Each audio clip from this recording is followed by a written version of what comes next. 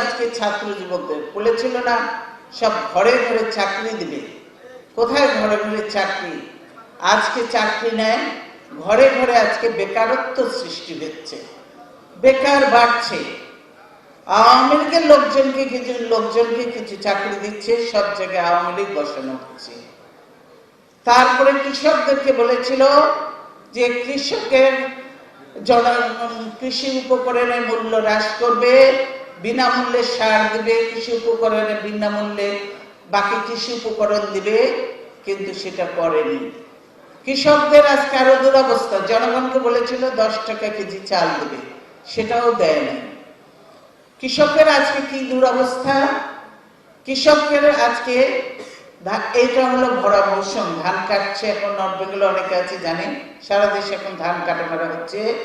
কাজেই ভরা মৌসুমে কৃষকেরা ধান কেটে ধান মজুত করছে, কিন্তু সরকার ধান কিনছে না।